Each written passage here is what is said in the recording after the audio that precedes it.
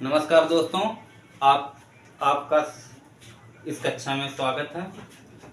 कल हमने पढ़ा था कि प्रस्तावना की मुख्य बातों में कि शासन शक्ति का स्रोत क्या होगा, शासन शक्ति का स्वरूप क्या होगा और शासन शक्ति का उद्देश्य क्या होगा। तो उन्हीं हम बातों को एक एक करके जानेंगे कि शासन शक्ति का स्रोत, फिर हम जानेंगे संपूर्ण प्रभुत्व संपन्न क्या है, फिर समाजवाद। इसी तरह हर एक कड़ी को हम देखते चलेंगे और समझते चलेंगे क्या कैसे प्रयोग किया जाता है, किसका कौन सा। तो आइए जानते हैं। तो सबसे पहले हम जानते हैं शासन शक्ति का स्रोत।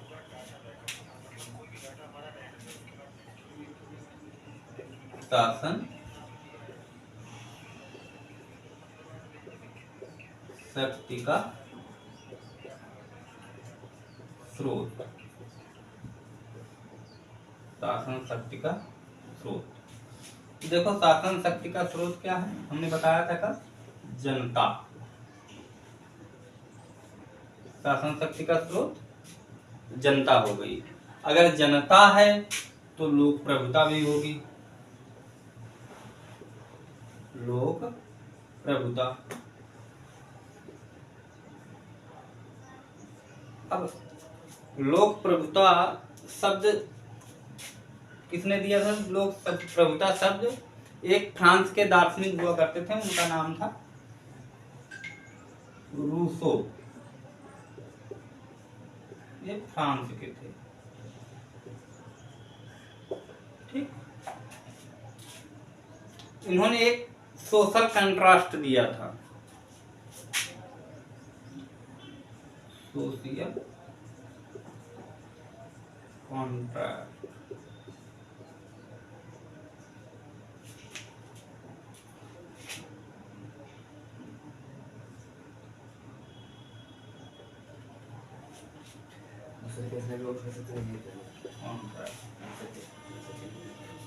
मतलब शासन शक्ति का स्रोत जनता, और जनता है तो लोक प्रभुता है, और लोक प्रभुता का जो टर्म्स था तो उसको फ्रांस के एक दार्शनिक हुआ करते थे रूसो। रूसो ने एक सोशल कंट्रास्ट दिया था। वो कंट्रास्ट क्या है?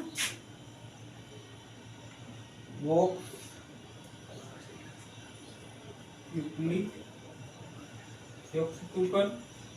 या पिपली ओक्स गॉड। इसका मतलब क्या होता था? Voice of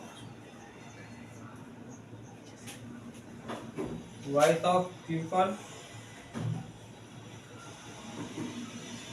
voice of people is voice of God. God मतलब जनता की वाणी,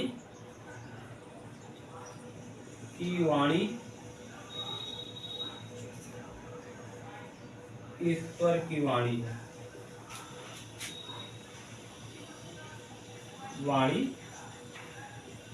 है।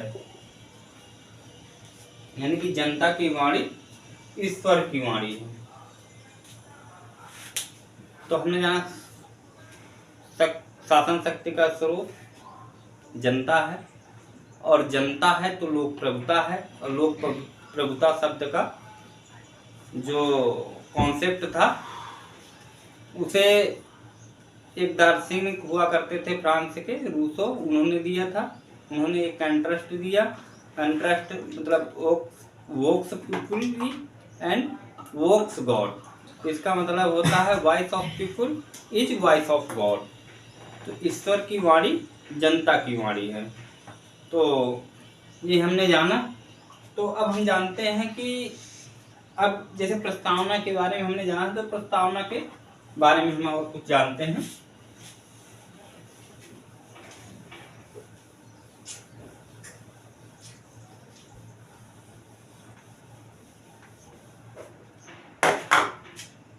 देखो, प्रस्तावना की शुरुआत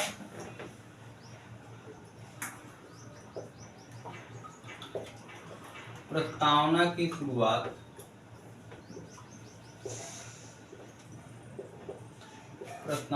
शुरुआत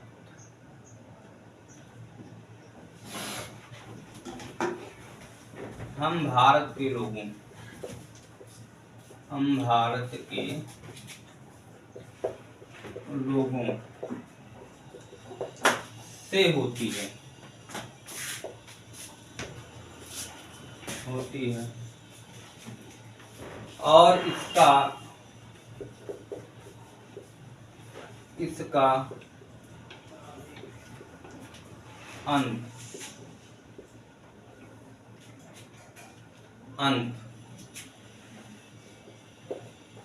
अंगीकृत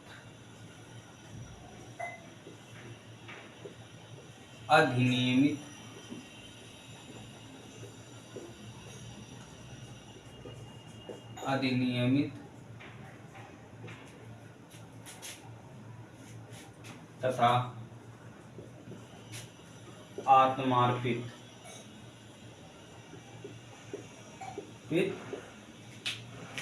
शब्दों से होता है, शब्दों से होता है।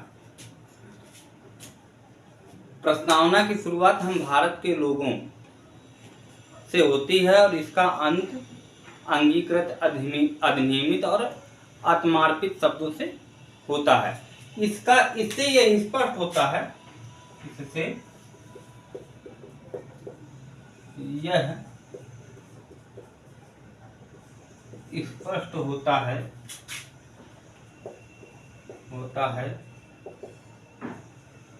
कि इससे यह स्पष्ट होता है कि भारत की प्रस्तावना में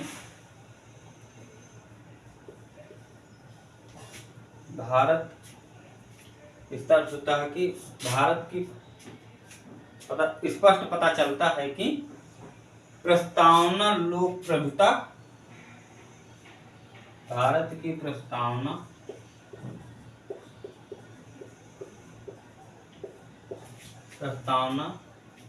लोक प्रभुता आधारित है,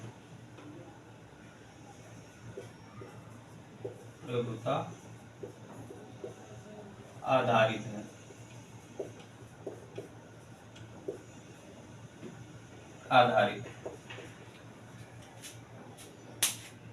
लोक प्रभुता आधारित है। अब देखो इसका अर्थ क्या हुआ समझते हैं। जैसे ये हो गया हम भारत के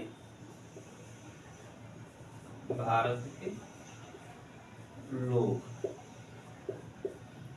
अब हम भारत के लोग, अब यहां देखो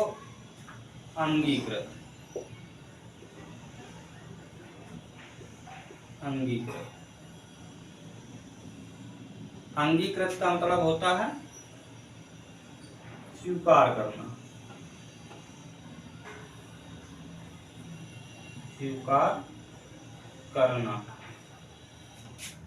अधिनियमित का मतलब होता है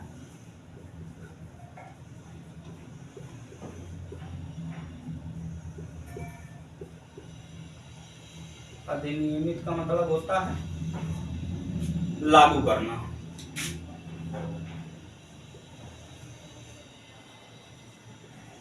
लागू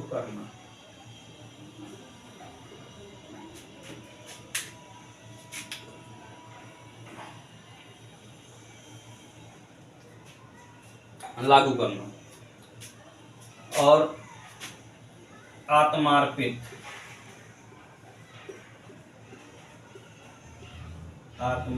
का मतलब होता है देश को सौंपना।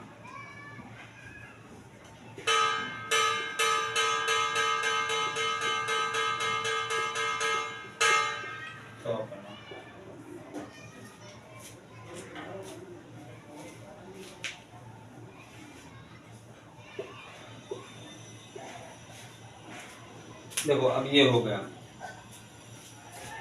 तो हम भारत के लोग, यानी कि हम भारत के लोग अंगीकृत यानी कि स्वीकार करना, और अधिनियमित उसको लागू करना, और आत्मार्पित का मतलब होता है कि देश को सौंपना। यानी कि हम भारत के लोग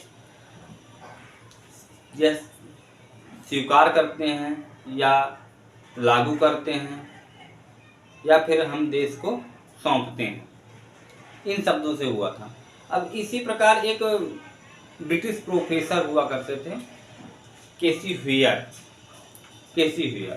केसी व्हेयर ने कहा था कि भारत की प्रस्तावना में जो लोक प्रभुता शब्द है, तो भारत की प्रस्तावना लोक प्रभुता आधारित नहीं है, बल्कि भारत की प्रस्तावना में वर्णित लोक प्रभुता एक मात्र भ्रम है। तो अब उसका तर्क क्या था, उसका तर्क भी हम जानेंगे कि क्या क्या तर्क थे। तो हम देखते हैं कि मतलब पहले एक लिख लेते हैं, एक मतलब पैराग्राफ, जिससे हमको आसानी हुई केसी व्हेयर ने क्या कहा था। तो आप लोग इसको देख चुके होंगे, तो हम इसको मिटा देते हैं।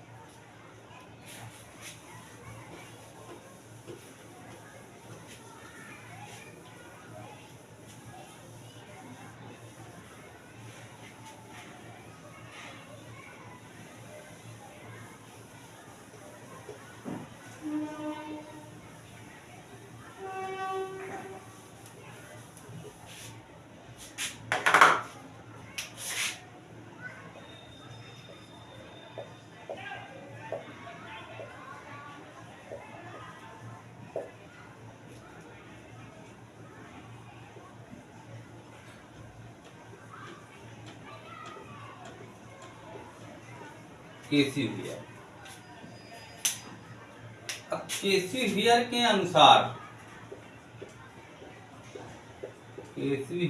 अनुसार भारत का संविधान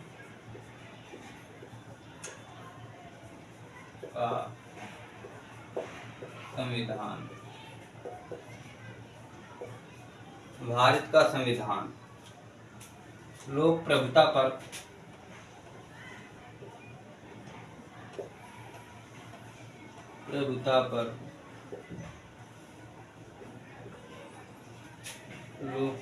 पर आधारित नहीं,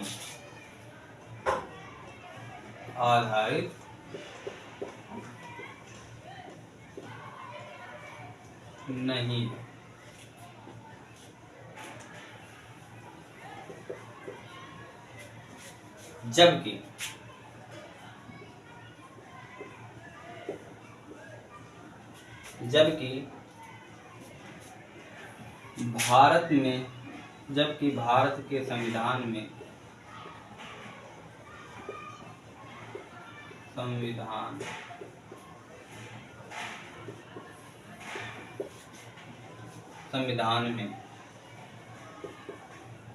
लोक प्रभुता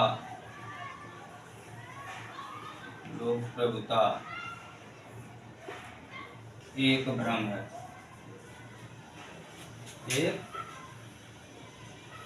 है।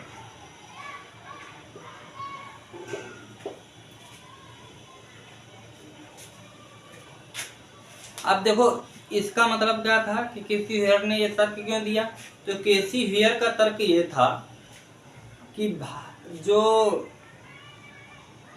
संविधान सभा थी, जिसने भारतीय संविधान की रचना की, निर्माण किया, तो संविधान सभा का जो निर्वाचन हुआ था, जो उसके प्रतिनिधि थे, जो उसके सदस्य थे, उनका निर्वाचन वयस्क मताधिकार के अनुसार नहीं हुआ था, जबकि उनका निर्वाचन अप्रत्यक्ष निर्वाचन था।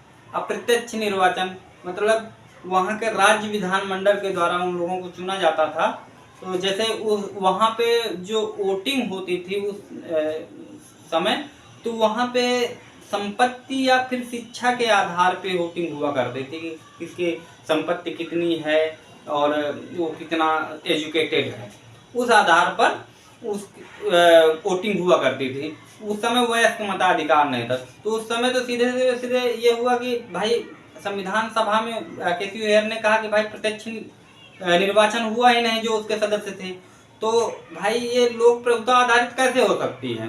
भाई इनका चुनाव जो हुआ तो अप्रत्यक्ष निर्वाचन से हुआ, तो कुछ प्रतिनिधि मिलकर मतलब चुन लिए, तो उन्होंने इसी वजह से ये तर्क दिया। कि संविधान सभा का जो गठन हुआ अप्रत्यक्ष निर्वाचन से हुआ, तो इसी वजह से कहा। बल्कि इनका जो तर्क है वो पूर्णतः गलत है, क्योंकि 1952 में हुए प्रथम आम चुनाव में जो संविधान सभा के सदस्य थे उन्होंने सभी ने भाग लिया, उसमें निर्वाचन में भाग लिया। अब वो निर्वाचन जो हुए थे 1952 का प्रथम आम चुनाव, वो वयस्क मताधिकार के पर्पज से हुए थे। वयस्क मताधिकार यानी कि सभी को मतलब 21 साल तक की आयु के सभी के लोगों को उसमें निर्वाचन के लिए भाग लेने के लिए अधिकार था। तो उस आधार पे हुए, वयस्क मताधिकार के आधार पर। तो अब वहां पर ज्यादातर जो प्रतिनिधि थे संविधान सभा के, उन्होंने सभी ने हिस्सा लिया, और सभी ने हिस्सा लिया तो कुछ अपवादों को छोड़कर सभी भारी बहुमत से निर्वाचित हुए। तो ये तर्क तो यहीं से गलत हो जाता है, क्योंकि हमारे जो निर्वाचित हुए 1952 में सदस्य, तो वो लोक प्रभुता को मतलब पुष्टि करते हैं कि हाँ, प्रतिनिधि जो जनता थी उनके प्रतिनिधित्व को स्वीकार करती थी। तो इसका सीधा सीधा मतलब हो गया, तो मतलब केसी हेयर का जो तर्क था वो निराधार हो गया, हम उसको तर्कहीन मानते हैं और उनकी परिकल्पना गलत सिद्ध हो जाती है। अब हम जानते हैं कि लोक प्रभुत्व, संपूर्ण प्रभुत्व संपन्न क्या है। पहले हमने जान लिया कि लोक शासन शक्ति का स्रोत में जनता, और जनता के बाद हम जानेंगे संपूर्ण प्रभुत्व संपन्न। तो हेडिंग डालते हैं संपूर्ण प्रभुत्व संपन्न।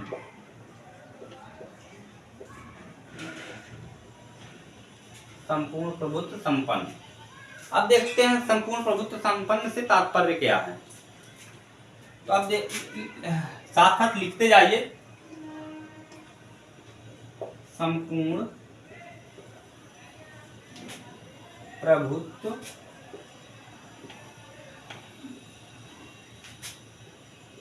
संपन्न से तात्पर्य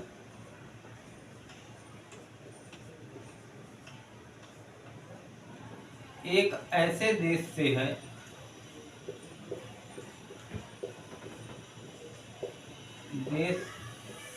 है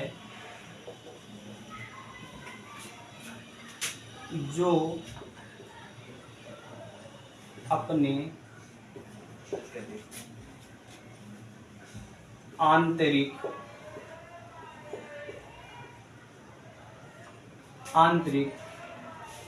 तथा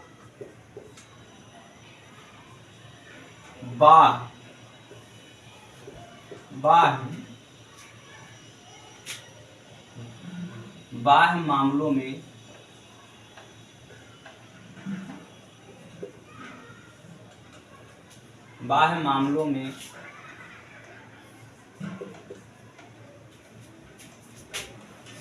स्वतंत्र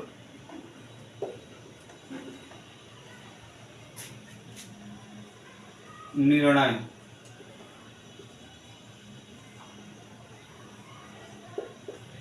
ले सकते। तो संपूर्ण प्रभुत्व संपन्न से तात्पर्य ये है, ऐसे देश से तात्पर्य है कि जो अपने आंतरिक और बाह्य मामलों में अपना निर्णय स्वतंत्र रूप से ले सके। जैसे मान लो किसी देश में युद्ध हो जाता है या गृह युद्ध छिड़ जाता है, तो उस समस्या को सुलझाने के लिए वह अपने निर्णय स्वयं मतलब लेता है, किसी के द्वारा आरोपित निर्णय नहीं होते, यानी कोई भी उसको दबाव नहीं डाल सकता है। तो इसी का सीधा सीधा अर्थ हुआ कि जब व्यक्ति अपने आंतरिक और बाह्य मामलों में, जब कोई देश अपने आंतरिक और बाह्य मामलों में स्वतंत्र रूप से निर्णय लेने की शक्ति रखता है, तो वह संपूर्ण प्रभुत्व संपन्न कहलाता है। तो हमने आज जाना कि शासन शक्ति के स्रोत जनता, और जनता के बाद हमने जाना कि लोक प्रभुता क्या है, अंगीकृत, अधिनियमित और आत्मार्पित शब्दों का तात्पर्य क्या है, और हमने जाना संपूर्ण प्रभुत्व संपन्न से क्या तात्पर्य है। तो आज की कक्षा में बस हम इतना ही पढ़ाते हैं, क्योंकि वीडियो ठीक ठाक हो ही गई है और हम चाहते हैं कि छोटा छोटा टॉपिक लेकर, छोटी छोटी चीज़ों को लेकर हम चलें, जिससे एक आपके अंदर क्लियरेंस आती रहे और छोटी छोटी बातों को आप अच्छे से समझते रहें। तो मेरा आशय यही होगा कि आप लोग अच्छे से समझ रहे होंगे। तो हम कल जो चर्चा करेंगे, इससे आगे करेंगे कि समाजवाद क्या है, पंथ निरपेक्ष क्या है, लोकतांत्रिक क्या है और गणराज्य क्या है। तो हम सभी की डिफिनेशन के साथ सभी को समझते चलेंगे। फिर हम आगे चलेंगे शासन शक्ति के उद्देश्य की तरफ। कि शासन शक्ति के उद्देश्य में जो हमने जाना कि न्याय, समानता, स्वतंत्रता, व्यक्ति की गरिमा, एकता, अखंडता और बंधुता क्या है, तो सारी चीज़ों को हम जानेंगे। तो पर हम छोटा छोटा टॉपिक लेके चलेंगे, जिससे हम धीरे धीरे सारी चीज़ों को अच्छे से समझ सकें और जान सकें। क्योंकि ज़्यादा लंबा वीडियो कर देने से ज़्यादा मैटर हो जाएगा, और ज़्यादा मैटर हो जाएगा तो चीज़ों को समझने में थोड़ा सा कठिनाई होती है। तो इसके लिए हम लोग मतलब छोटा छोटा लेके चलेंगे। जैसे हमारे अंदर की बेसिक समझ डेवलप होगी तो हम थोड़ा वीडियो को बड़ा करेंगे और चीज़ों को ज़्यादा और अच्छे से और विस्तारित रूप से समझने का प्रयत्न करेंगे।